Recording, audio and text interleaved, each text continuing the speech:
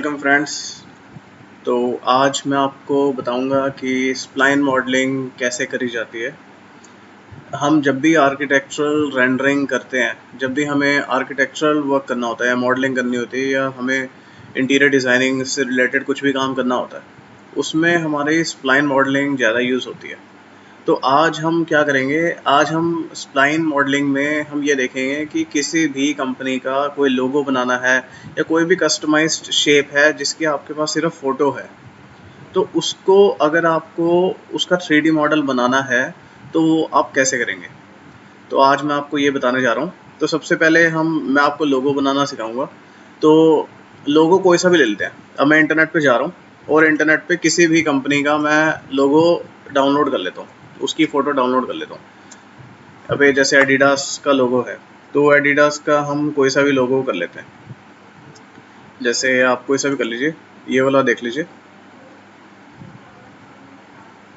अब इसको मैं सेव कर लेता हूँ। पहले तो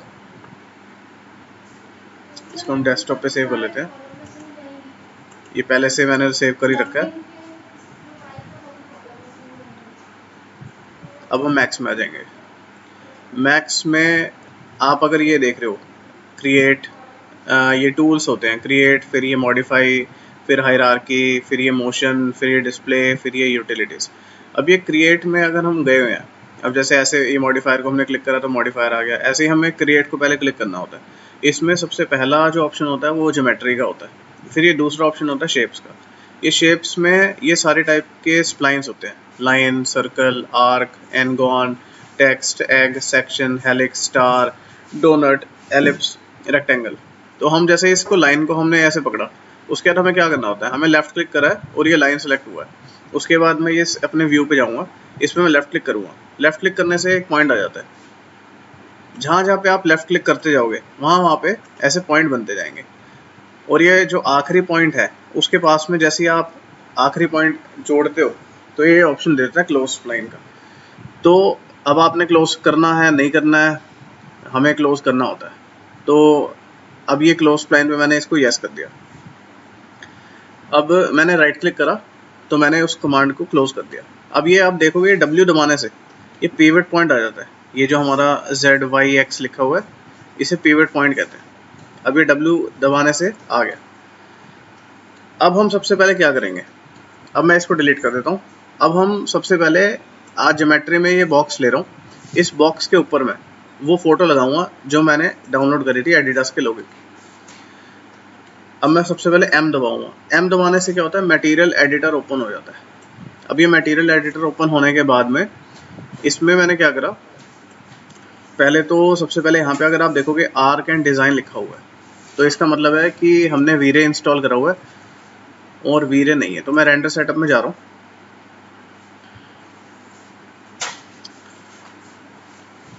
रेंडर सेटअप में जाके सबसे पहले ये सबसे नीचे अगर मैं जाऊँगा, ये असाइन रेंडर लिखा होता है। इसमें यहाँ पे प्रोडक्शन में एनवीडिया मेंटल रे जहाँ लिखा है, यहाँ पे मैं वीरे एडवांस 3.4 कर देता हूँ। अब जैसे ही मैंने ये वीरे करा तो उसके बाद ये सारे मेरे कौन से मटेरियल आ गए, यहाँ पे अगर आप देखोगे यहाँ पे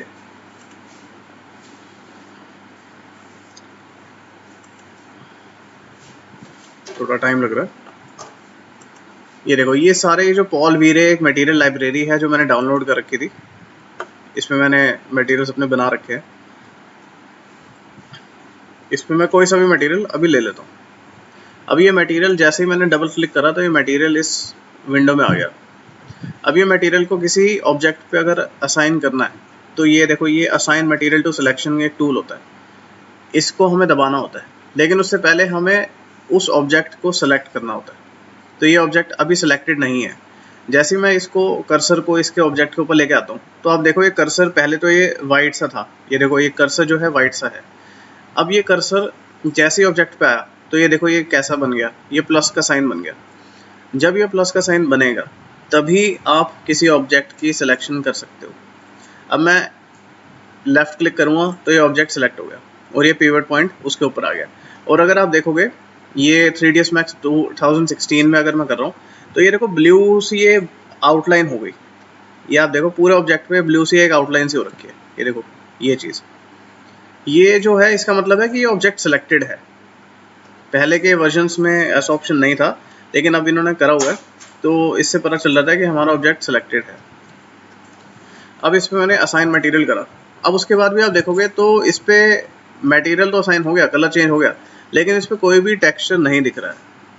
तो अब मैं ये क्रिएट के साथ में राइट साइड में मॉडिफाई का एक टूल होता है, तो इस पर मैं मॉडिफाई लिस्ट पे क्लिक करूँगा, लेफ्ट क्लिक करूँगा, फिर UV टाइप करूँगा, तो एक मॉडिफायर आ जाएगा जिसका नाम होता है UVW मैप। अब ये UVW मैप मैंने ले लिया। अब इसके बाद इसके ऑप्शंस अगर आप देखोगे, देखो प्लानर, सिलेंड्रिकल, स्फेरिकल, बॉक्स, ये सब ऑप्शंस लिखे हुए हैं। इसमें यहाँ पे रियल वर्ल्ड मैप साइज है। अब इस पर ये टिक मार्क करने से मैंने हटा दिया। ये पहले से ये आजकल इसमें टिक मार्क होके आता है 2016 वाले वर्जन में, तो इसको हमें हटाना होता है। अब ये प्लानर है, तो ये इस पर टेक्सचर आना स्टार्ट हो गया। अब इसको अगर ये टेक्सचर ना आ रहा होता तो मैं इसे कोई और सिलेंड्रिकल, स्फेरिकल, ये श्रिंक रैप, बॉक्स, फेस ऐसे करने की कोशिश करता।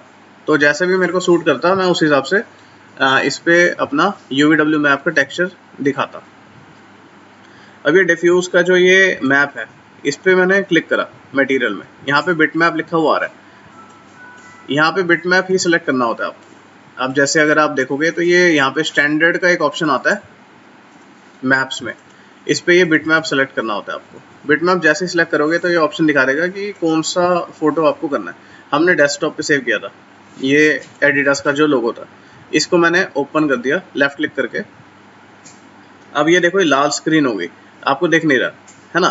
तो अब ये मटेरियल्स में ही अगर आप देखोगे show shaded material in view port, इस पे हमें लेफ्ट क्लिक करना होता है। लेफ्ट क्लिक करके ये देखो ये दिखना स्टार्ट हो गया। अब ये आप देखोगे कि मतलब एडिडास का लोगो इस पे पूरा साफ से दिख नहीं रहा। अब मैं क्या करूँगा, अभी पर्सपेक्टिव व्यू में हूँ मैं। अब मैं अगर टी दबाऊंगा, टी दबाने से क्या हुआ, टॉप व्यू में चले गए। अब मैं Z दबाऊंगा, Z दबाने से थोड़ा सा जूम हो जाता है। अब इसको मैं एडिडास को ऐसा करूँगा कि थोड़ा सा लगे। अब ये पतला सा लग रहा है, खिंचा हुआ लग रहा है। अब के UVW मैप पे मैंने ये देखो लेफ्ट में प्लस का साइन है, उस पर लेफ्ट क्लिक करा और मैंने इसके गिज्मो पे लेफ्ट क्लिक करा, तो ये सिलेक्ट हो गया। अब मैं स्केल करूँगा। अब मैं शॉर्ट फॉर्म जो है, शॉर्टकट जो है वो R है। R दबाने से आपका स्केल शॉर्टकट आ जाता है, वरना अगर आपको देखना हो तो ये ऊपर सेलेक्ट एंड यूनिफॉर्म स्केल ये ऑप्शन होता है स्केल का। अब इसमें मैं एक्सिस के हिसाब से स्केल कर रहा हूँ। पहले Y एक्सिस पे मैंने अपना माउस करा। आप इसमें स्केलिंग जब हम करते हैं तो ये देखो, एक तो Y एक्सिस पे करेंगे तो ये Y की पतली सी लाइन हाईलाइट हो रही है, और एक ये अगर हमें X पे करना है तो ये X की लाइन हाईलाइट हो रही है। अगर हमें दोनों एक्सिस पे एक साथ स्केल करना है तो हम ये बीच में देखो ट्रायंगल हाईलाइट हो रहा है। तो अभी मैं इसको राइट साइड से X एक्सिस से मैं थोड़ा सा इसको खींचना चाहता हूँ पहले, कि ताकि नॉर्मल लगे। अब ये जैसे प्रॉपर प्रोपोर्शन लग रहा है, लेकिन ऊपर से भी थोड़ा सा ये एडिडास ज़्यादा दिख रहा है ना। तो इसको अगर मैंने यहाँ से ऐसे बड़ा कर लिया, तो उसके बाद X से मैंने यूँ बड़ा कर लिया। अब ये प्रॉपर प्रोपोर्शनेट लग रहा है, ठीक है।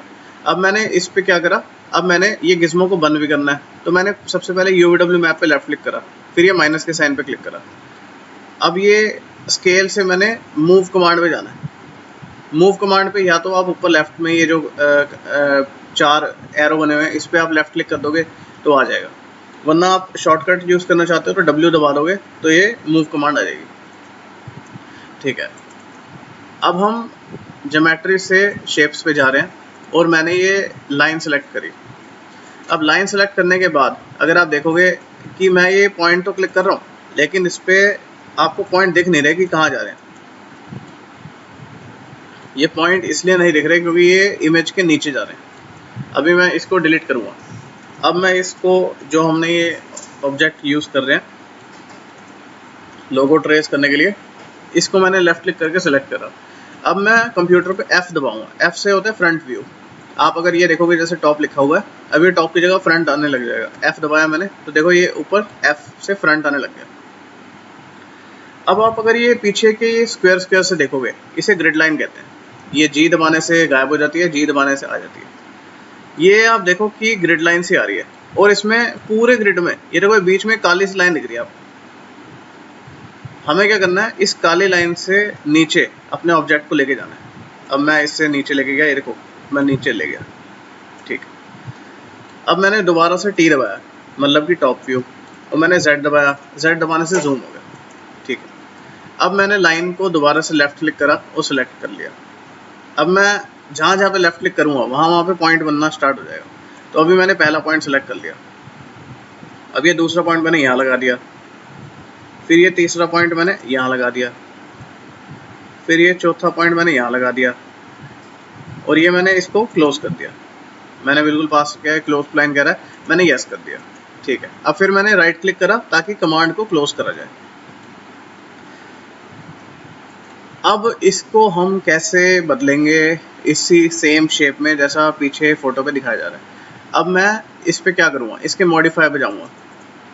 स्प्लाइन की सिलेक्शन के लिए 3ds Max में 3 ऑप्शंस होते हैं, एक वर्टेक्स, फिर सेगमेंट और ये स्प्लाइन।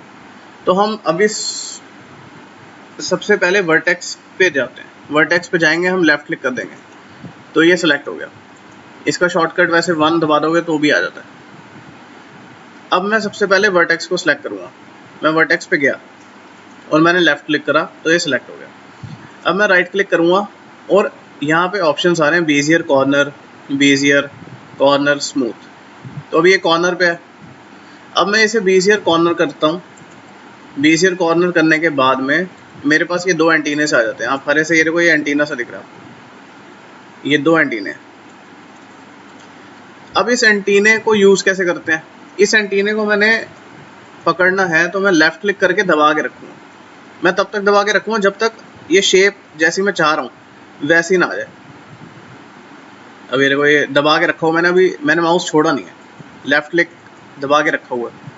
अब ये मैं इधर ऐसे मेरे को शेप चाहिए थी तो ऐसे मैं इसको छोड़ रहा हूँ। अब बाकी का जो इसको कर्व करना है, तो ये जो दूसरा वर्टेक्स है इसे सिलेक्ट करूँगा, इसे राइट क्लिक करूँगा, फिर बेजियर कॉर्नर सेलेक्ट करूँगा। अब इसका एंटीना पकड़ूँगा,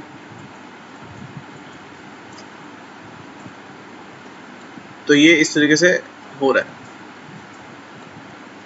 अब ये इस वाले एंटीने को मैं पकड़ूँगा तो ये यहाँ से मैं इसकी शेप को चेंज करूँगा।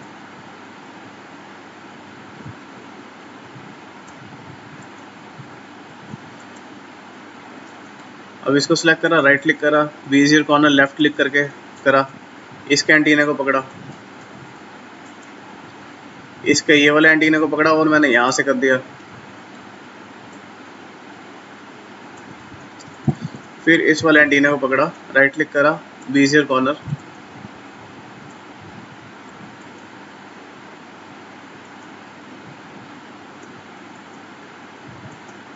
इसको मूव करना हो तो मैंने इसको सिलेक्ट करा।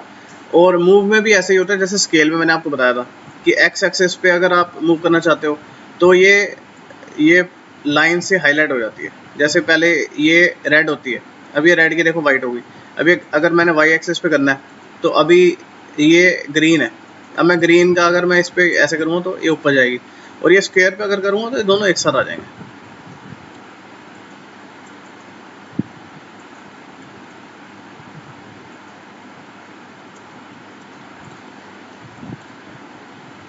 ये पूरी शेप बन गई है मेरी। अब मैंने इसको क्लोज करना है, अब मैंने ये वाला ऑब्जेक्ट बनाना है तो ये मैं पहले ये जो राइट साइड पे वर्टेक्स पे येलो सा हो रखा है इस पर मैं लेफ्ट क्लिक कर दूंगा तो ये बन गया। अब उसके बाद मैं दोबारा से क्रिएट पे जाऊंगा और ये लाइन सेलेक्ट करूंगा लेफ्ट क्लिक दबा के। अब दोबारा से मैं एक एक पॉइंट पे जा रहा हूँ, एक पॉइंट पकड़ा, फिर ये दूसरा पॉइंट मैंने यहाँ पर रखा, फिर ये तीसरा पॉइंट, फिर ये आपका चौथा पॉइंट, ये पांचवा, ये छठा। फिर से मैं मॉडिफाई पे जाऊंगा। अब मैं 1 दबा के आपको शॉर्टकट से देखते हैं। मैंने शॉर्टकट दबाया 1 और ये वर्टेक्स सेलेक्ट हो गया। अब मैं सबसे पहले इसको लेफ्ट क्लिक करूँगा, पहले वाले वर्टेक्स को राइट क्लिक करूँगा, बेजियर कॉर्नर करके इसके एंटीना जो है ग्रीन कलर का, इसको मैं ऐसे खींचूंगा, खींच के जहाँ पे मेरे को सही लग रहा है मैं वहाँ पे इसे छोड़ दूँगा। अब ये दूसरा वर्टेक्स है, इस पर भी ऐसे बेजियर कॉर्नर दबाया,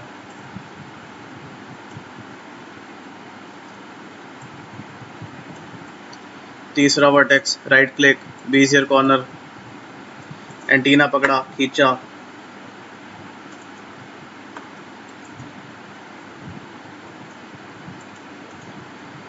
बेजियर कॉर्नर, इसको भी ऐसे ही मैंने एंटीना पकड़ा और खींचा।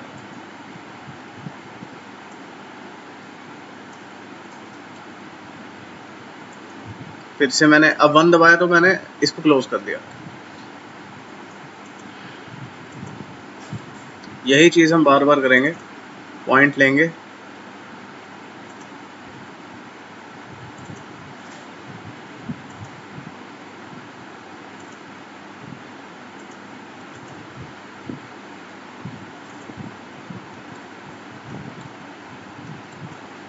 फिर से 1 दबाएंगे, वर्टेक्स को सिलेक्ट करेंगे, राइट क्लिक करेंगे, फिर लेफ्ट क्लिक करके बेजियर कॉर्नर सेलेक्ट करेंगे और इसके एंटीने को खींचेंगे।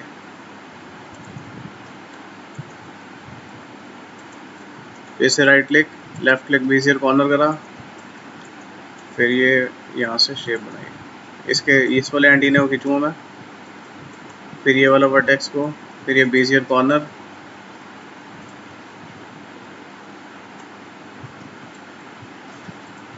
इसको सेलेक्ट करा, राइट क्लिक, बेजियर कॉर्नर,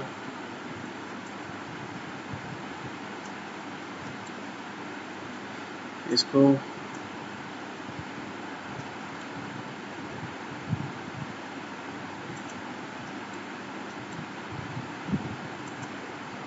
फिर से लाइन ली, फिर से पॉइंट लगाए,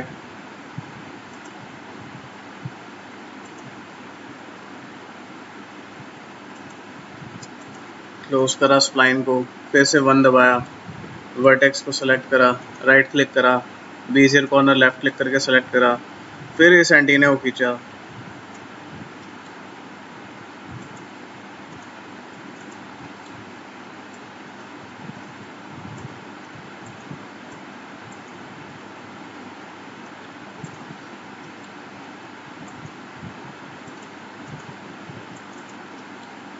अब इसे ऐसे ही करा।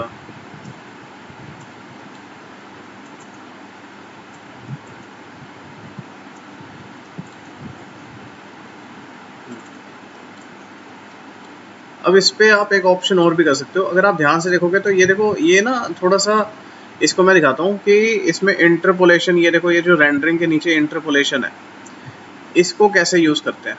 अगर इंटरपोलेशन के प्लस के साइन पे क्लिक कर दूँ तो ये स्टेप्स में आ रहा है 6, मतलब ये 6 सेगमेंट्स से बना है स्प्लाइन। अगर मैं इसे 2 करता हूँ तो देखना आप चेंज क्या होता है स्प्लाइन में। ये देखो, ये सीधा हो गया। पहले गुलाई थी इसकी, वो गुलाई कम हो गई। इसको मैं और कम करूँगा तो क्या होगा, ये देखो, इसकी गुलाई और कम होगी। इसी तरीके से जैसे मैं अभी कम करके दिखा रहा हूँ कि इसकी गुलाई कम होती जा रही है, ऐसे ही अगर मैं इसको बढ़ाऊंगा, अब देखो पहले 6 था, अब मैं इसको अगर 12 करूँ तो ये देखो इसकी गुलाई ना और स्मूथ हो जाती है, ये वाली चीज़। अब मैं इसको और अच्छा करना चाहता हूँ, मैं इसे 18 कर देता हूँ, ये लो। ऐसे ही इस वाले में, ये वाला जो बनाया हमने, शेप बनाई, इसमें देखो ये 6 को मैं पहले तो 1 करके दिखाता हूँ आपको। देखो 1 करने से क्या हो गया, 1 करने से पूरा वो मतलब कैसे शेप बन गई।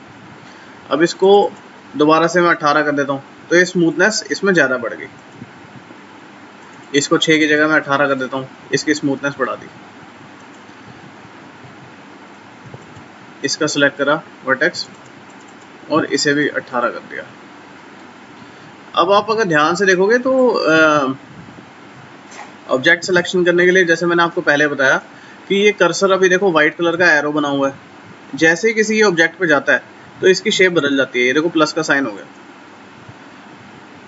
तो सिलेक्शन हमें तभी करनी है जब ये प्लस का साइन आ रखा है। जब ये प्लस का साइन आ रखा है वो तब आप लेफ्ट क्लिक करोगे तो ऑब्जेक्ट सेलेक्ट होगा, वरना नहीं होगा। अब ये देखो, ये कर्सर, ये त्रिशूल का जो कर्सर है, ये मूव का कर्सर होता है। अगर आप अब सिलेक्शन करने की कोशिश करोगे तो सिलेक्शन नहीं होगा। सिलेक्शन आपका तभी होगा जब ये देखो, ये शेप आएगी।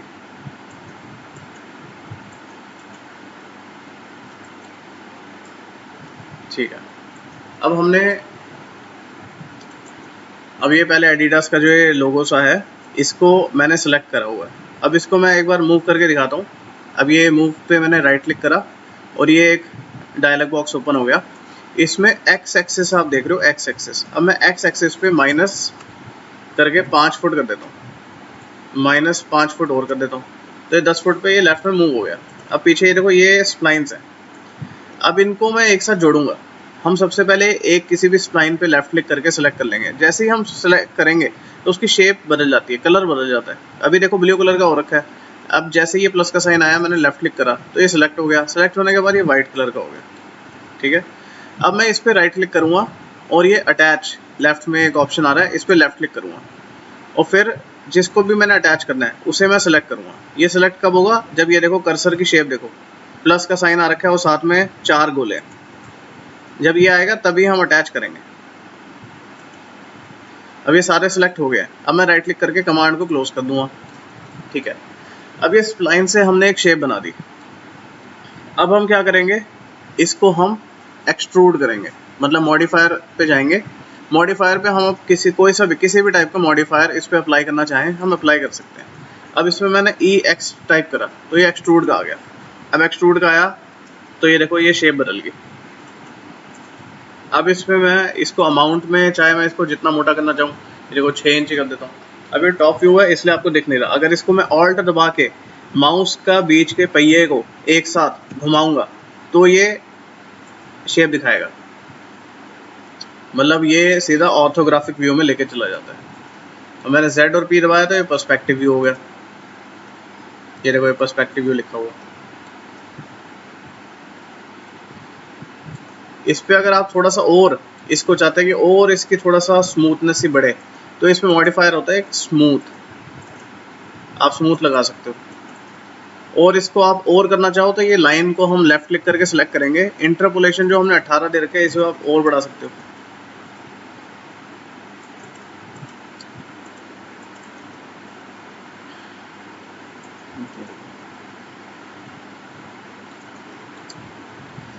अब ये लोगो बन गया है। अब हम ये इसका टेक्स्ट को हम करेंगे। अब ये X पे मैं दोबारा से राइट क्लिक करूँगा मूव टूल पे और इसको मैं 10 फुट X की डायरेक्शन में मूव करूँगा। पहले मैंने माइनस कर रहा था, अब मैंने, क्योंकि एरो जहाँ पे होता है, एरो के अपोजिट में माइनस होता है। एरो जहाँ पे दिशा में दिखा रहा है वहाँ पे अगर आप नॉर्मल नंबर टाइप करोगे तो वो उसी डायरेक्शन में मूव करेगा।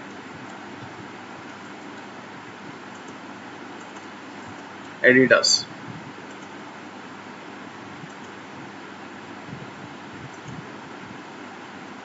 अब देखो मैं शिफ्ट दबा के करूँगा तो ये बिल्कुल सीधा सीधा करेगा। ये देखो शिफ्ट दबा के अगर मैं लेफ्ट क्लिक करूँ तो ये बिल्कुल सीध में बिंदु छोड़ेगा, वर्टेक्स।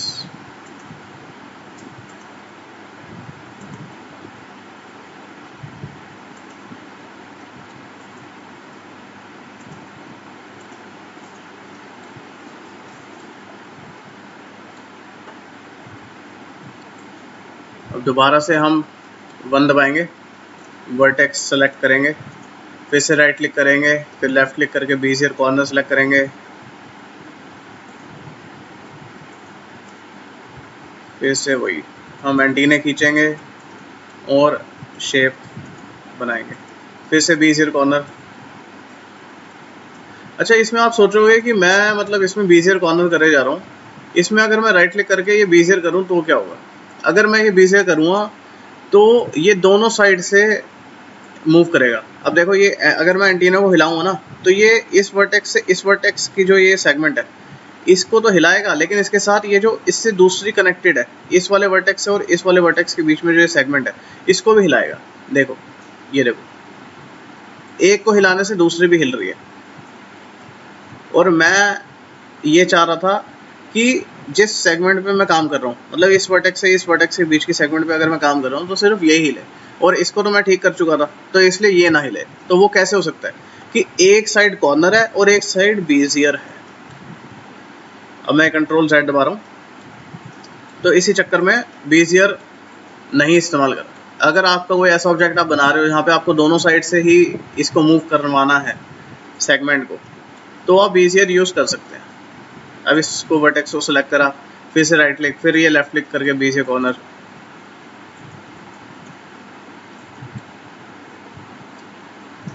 फिर से मैंने 1 दबाया, ठीक, फिर से मैंने लाइन ली,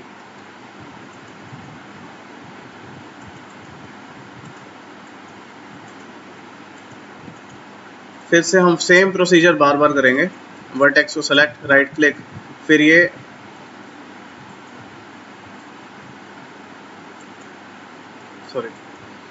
1 दबाएंगे, राइट क्लिक, बेजियर कॉर्नर, फिर से वही एंटीना को हम छेड़ेंगे।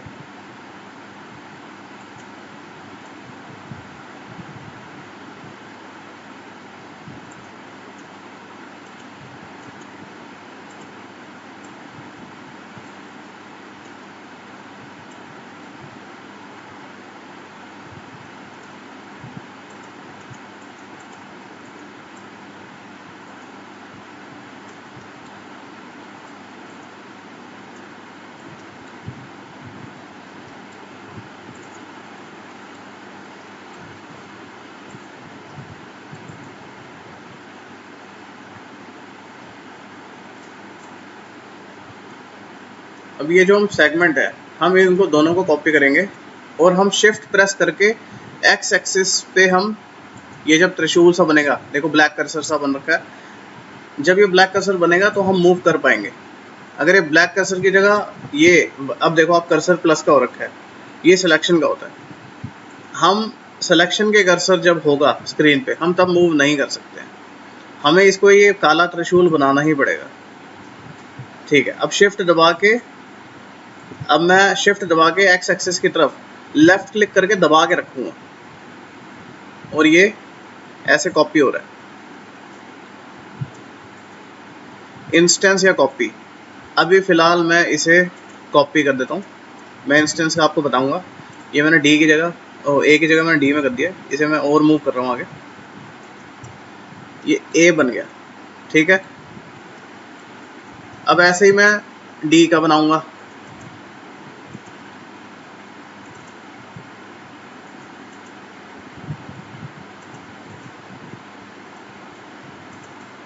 शिफ्ट दबाएंगे,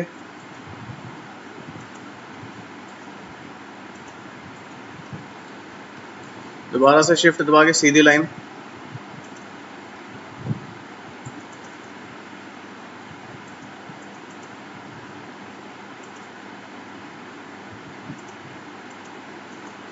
राइट क्लिक करके कमांड को क्लोज करेंगे, फिर हम 1 दबाएंगे, वर्टेक्स दोबारा से हम सिलेक्ट करेंगे, राइट क्लिक करेंगे, फिर लेफ्ट क्लिक करके बेजियर कॉर्नर, फिर इसे हरे एंटीने को खींचेंगे,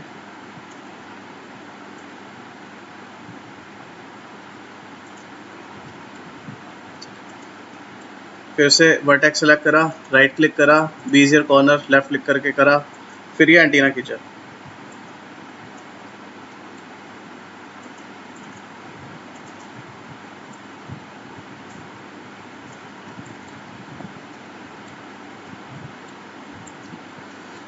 वन दबाया, command close,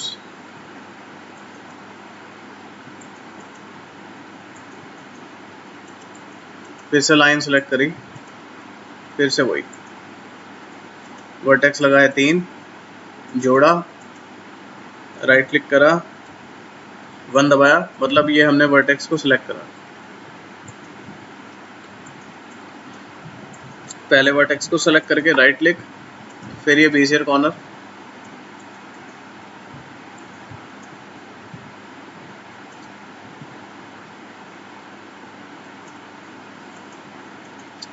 right click, Bezier corner,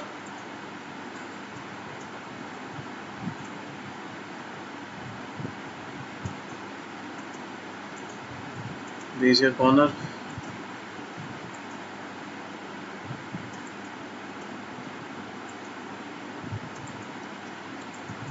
और मैं 1 दबाऊंगा, क्लोज। अब ये दोनों को कंट्रोल दबा के जब हम दूसरे शेप को सिलेक्ट करते हैं तो दोनों से एक साथ सेलेक्ट होती हैं। अब मैं शिफ्ट दबा के रखूँगा, होल्ड करके रखूँगा और लेफ्ट के माउस क्लिक को दबा के रखूँगा, और जहाँ पे मैंने छोड़ना है मैं वहाँ पे माउस के लेफ्ट क्लिक को छोड़ूंगा।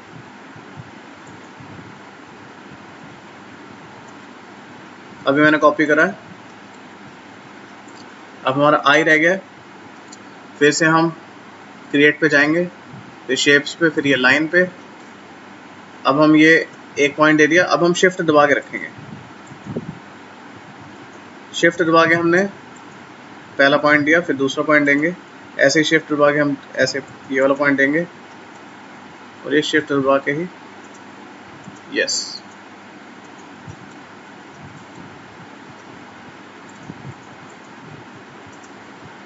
लाइन,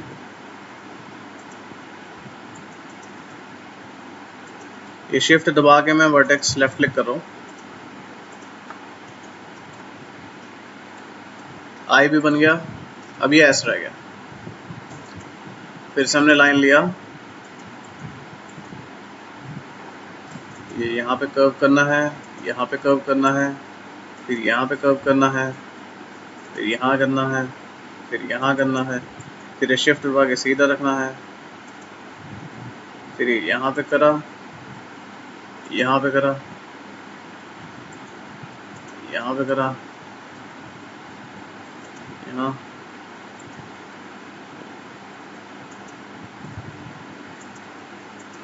ठीक।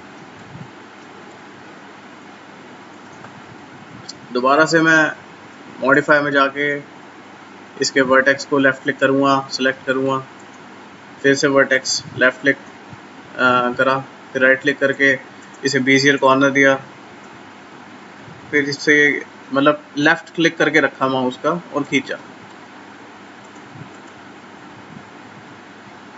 Right click, Bezier corner left click, फिर ये खींचा। और माउस का बटन तब छोड़ा लेफ़्ट वाला जब वो पीछे शेप जिसको मैं ट्रेस कर रहा हूँ वैसी शेप में आ गया। वर्टेक्स दूसरा सेलेक्ट करा, राइट क्लिक करा, फिर बेजियर कॉर्नर लेफ़्ट क्लिक करके सेलेक्ट करा, फिर ऐसे एंटीना को पकड़ा,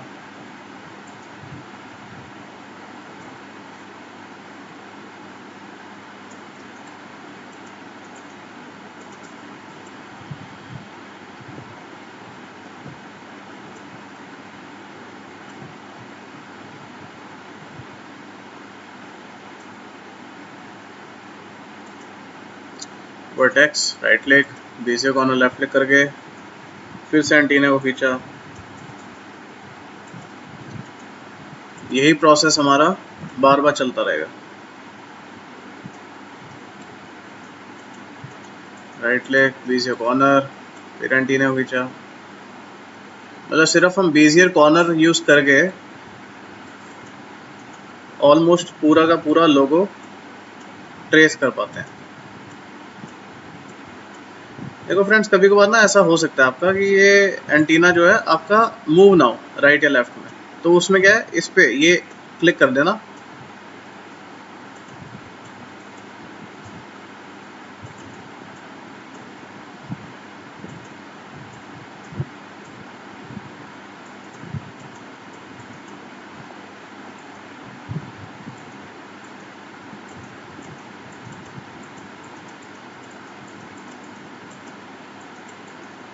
ये देखो उसी को वहीं पे क्लिक करते हैं, ये स्क्वायर पे क्लिक कर दोगे तो दोनों एक्सेस में ये जो ग्रीन वाला है मूव होगा। वो थोड़ा नीचे था इसलिए शायद उसको वो पकड़ नहीं पा रहा था सही से, इसी वजह से हो नहीं रहा था।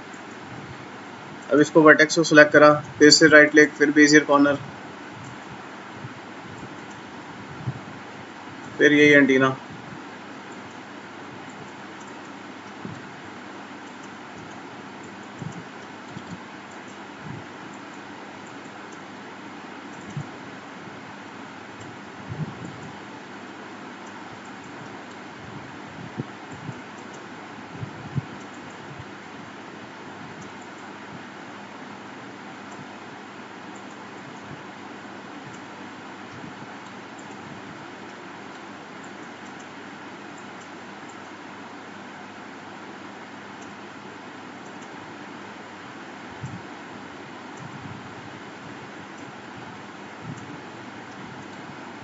यहाँ पे डिपेंड करता है कि आप कितने बारीकी से और कितने वर्टेक्स दे के काम करना चाहते हैं। अभी आपको मेन मैं सिखाने के पर्पज़ से कर रहा हूँ, तो फिनिशिंग लेवल जितना आ रहा है उतना ही ठीक है, वरना फिनिशिंग आप और ज़्यादा दे सकते हैं, ज़्यादा वर्टेक्स डाल के। कि कहीं पे अगर आपको लगे कि जैसे ये कर्व शेप पूरी नहीं हो रही, तो आप वर्टेक्स इसमें ऐड भी कर सकते हैं।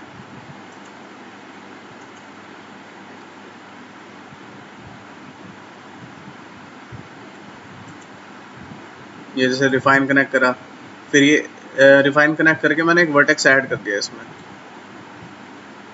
अब इसकी ज़रूरत है कि नहीं है वो तो बात की बात है, वो आपको डिसाइड करना है कि आप जो सा भी ऑब्जेक्ट ट्रेस कर रहे हो उसमें आपको देना है या नहीं देना।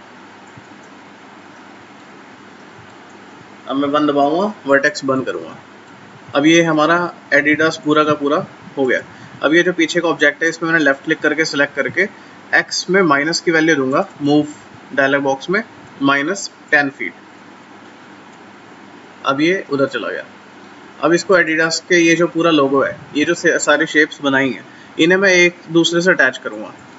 अब ये एस बनाया, इसको मैंने सबसे पहले सिलेक्ट करा। अब मैंने राइट क्लिक करके इसमें अटैच कमांड दी और इसको सिलेक्ट करा दूसरी शेप को, फिर ये तीसरी को, फिर ये चौथी को, फिर ये पांचवी को, फिर ये छठी शेप को। ये अंदर का जो ये गोला बनाया इसको भी सिलेक्ट कर लिया मैंने, ऐसा हो गया। अब इस पे मैं इसको मॉडिफायर पे जाऊंगा, एक्सट्रूड कमांड दूंगा तो ये आपका तैयार हो गया। अब इसको लेफ्ट क्लिक करा और इसको भी सिलेक्ट करा और ये कलर, ये राइट साइड पे कलर का ये जो बॉक्स है इस पर क्लिक करेंगे तो कलर आ जाता है। अब इसको मैं ब्लैक कर देता हूँ। अब ऐसे पीछे का बैकग्राउंड ग्रे हो रखा है, तो इसको अगर आप एनवायरनमेंट पे जाएंगे और ये जो कलर है इसको आप थोड़ा सा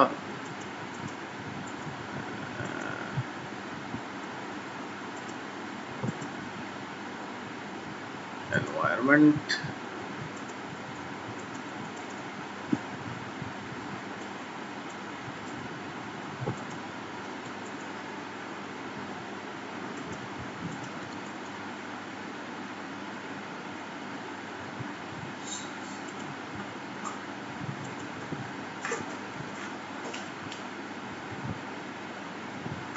अभी ये जो है एनवायरनमेंट का कलर इस पे चेंज क्यों नहीं हो रहा है,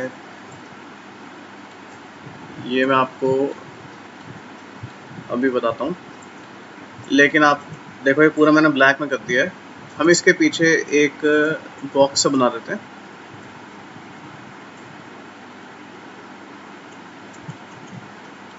अब इसको मैं कोई सा भी मटेरियल लेता हूँ वाइट कलर का। ये देखो ये पूरा का पूरा 3D मॉडल है, ये फ़ोटो नहीं है, ये आप अपने 3D रेंडर्स में किसी भी चीज़ में यूज़ कर सकते हैं। ये देखो। ओके गाइस, आई होप आपको समझ में आ गया होगा। अगर कोई सा भी कंसर्न हो तो आप कमेंट में लिख सकते हैं और प्लीज़ मेरा चैनल सब्सक्राइब करिए। मैं आगे और भी वीडियोस बनाता रहूँगा और आपको पूरा का पूरा एक्सपर्ट बनाऊँगा डिज़ाइनिंग में in 3ds Max and other architectural softwares. Thank you.